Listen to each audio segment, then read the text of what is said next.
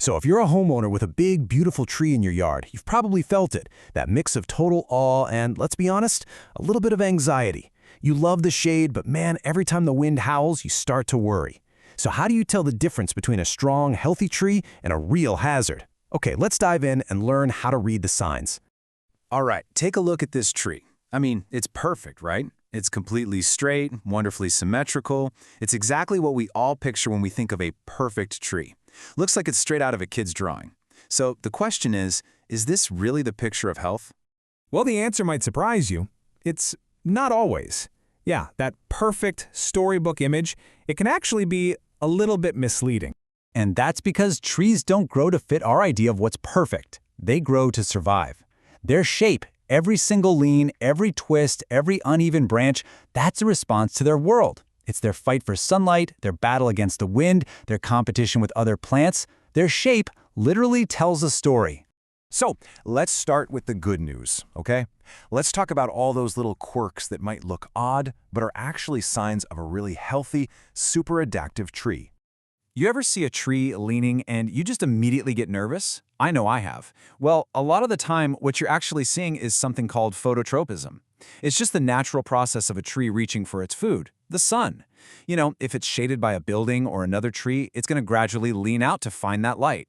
As long as that lean happens slowly over time, it's usually not a problem at all. It's just the tree being smart. And what's really cool is how we can kind of reframe what we're looking at.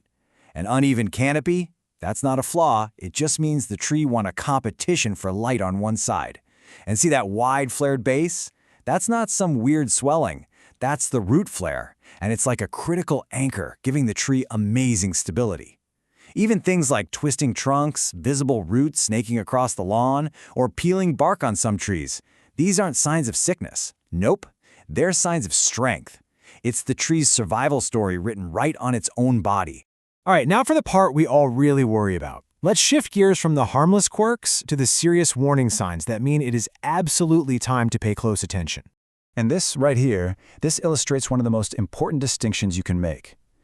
That gradual lean for sunlight we just talked about, totally normal. But a sudden lean, especially right after a big storm, that is a completely different story. That's a huge red flag that the root system might have failed, and that tree could be seriously unstable. So the key is to look for these signals. These are the big ones: deep cracks, fungus or mushrooms sprouting at the base, which could mean there's internal rot going on, or soil that's actually lifting up around the roots.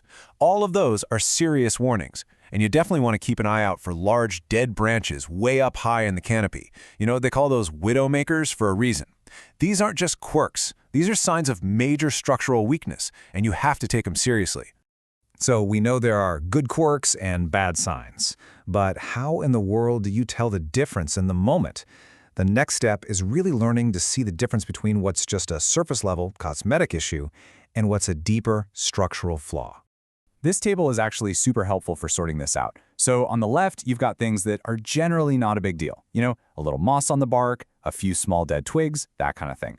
But look over on the right, under potentially dangerous, that's the stuff that really compromises the tree's integrity. Deep vertical splits, big cracks in major limbs, or any sign at all that the whole root plate is moving in the ground. That is the danger zone.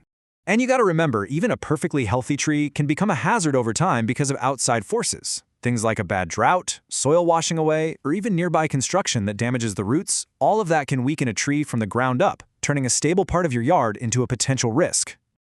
Okay, so what can you actually do about all this?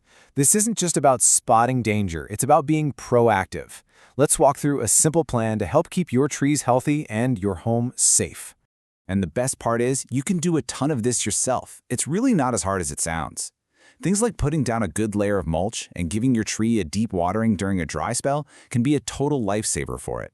And here's a huge one. Try to avoid driving cars or piling heavy stuff over the root zone. That soil compaction can do a ton of damage you can't even see.